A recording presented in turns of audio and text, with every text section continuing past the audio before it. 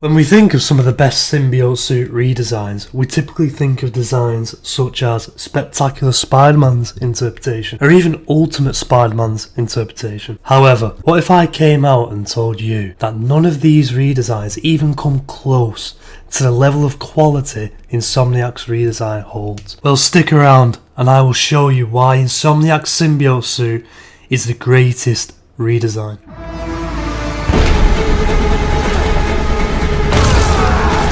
I need this suit. It makes me a better Spider-Man.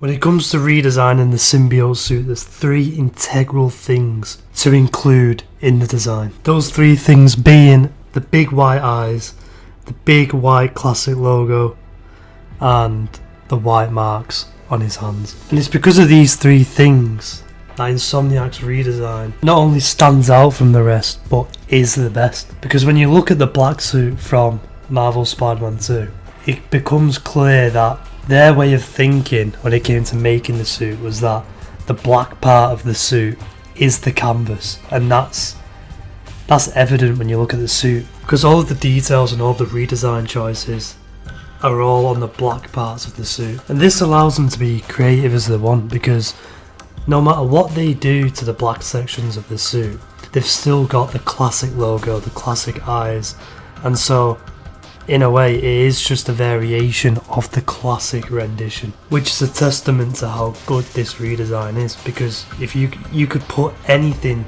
behind that white logo and white eyes, and it would be good theoretically, because you could put the classic just matte black look behind those logos, and you'd get the classic suit, because those logos are what carry any redesigned black suit and what carried the original black suit. Those logos are the identity of the black suit. When you see that white symbiote logo, you know it is the symbiote suit. There's nothing else. I remember when the first gameplay trailer dropped of Spider-Man 2 and I saw the black suit for the first time. I wasn't a fan of it because of the armor paneling and stuff like that, and it just didn't look great. But as I watched that trailer more, and then when I eventually played the game, it has quickly become my favourite of all time black suit. Like it's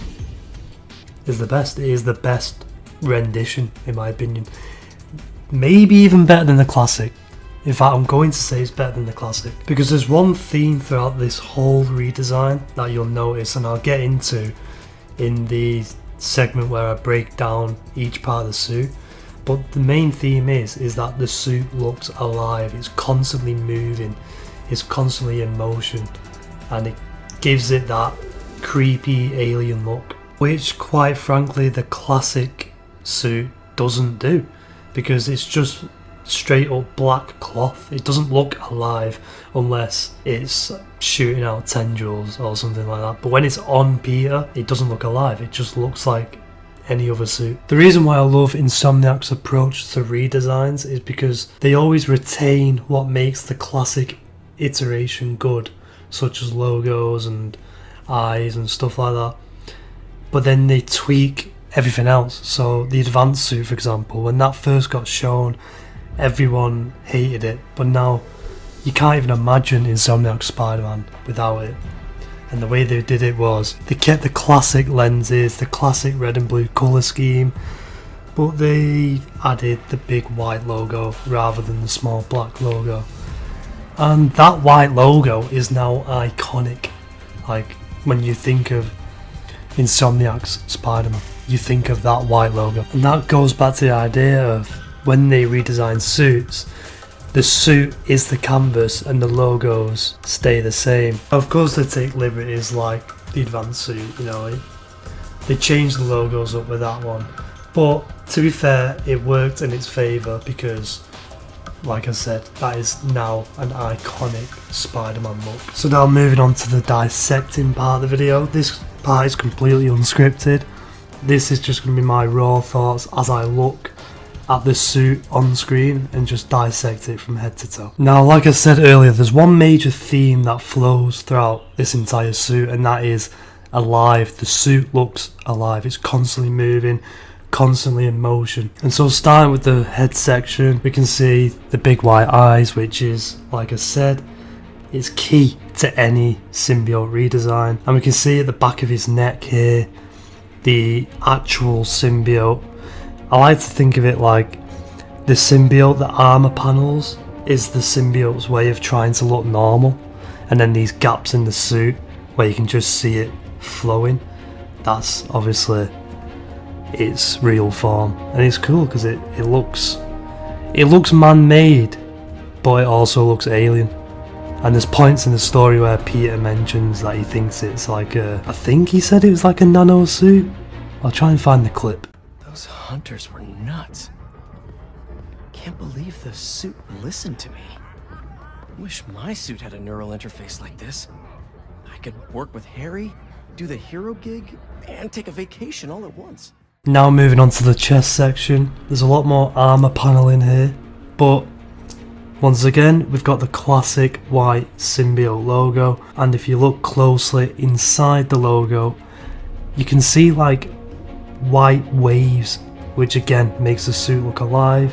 And as we go around the suit, you can see the logo wrap behind his back, and you can see in the gaps in the armor paneling once again the symbiote flowing, and it makes that like combination of man-made and alive once again. And one thing I don't like is you can still see his web shooters, which I don't know how I feel about that. Kind of like, it's only a minor nitpick, but yeah, lots of armor paneling here. This is where most of the armor paneling on the suit is. Another thing I'd like to mention is that the gaps in between the armor paneling where you can see the symbiote, it's almost like his skin has been like peeled back and you can see like the muscle tendons. Yeah, it's kind of weird. And the only reason why I say that is because there's an alternate suit style to this suit where it's like the symbiote parts are red and they look like human muscle tendons, and it's creepy as fuck. Moving down to the hands, we can see the iconic white hand markings, but this time it's a little bit different. It's not square, it's just an arrow now, and I think Insomniac did well with that change. It really does fit the whole vibe of the suit, the whole angular look, the armor paneling, the edges. Yeah, good change. And finally, moving down onto the leg section, pretty much similar to the top half of the suit, you know, like armor paneling, ridges, gaps, and symbiote muscle tendons.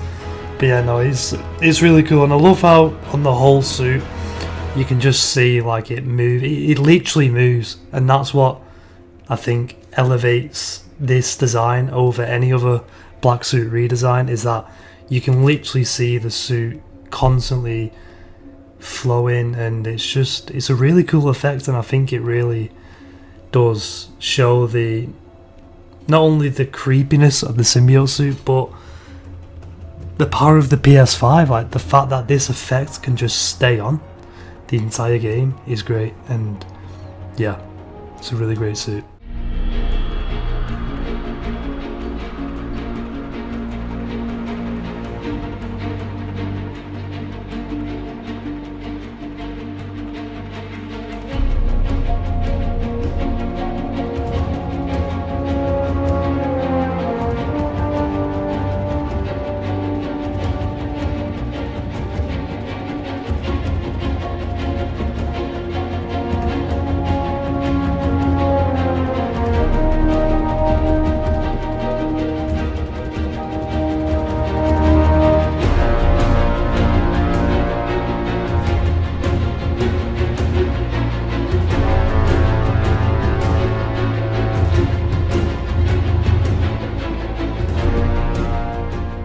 But yeah, with that being said, if you all enjoyed this video, make sure to drop a like and let me know in the comments what you think of this suit. Even if you don't like it, let me know why. I want to hear your opinions. And yeah, I'll catch you in the next video.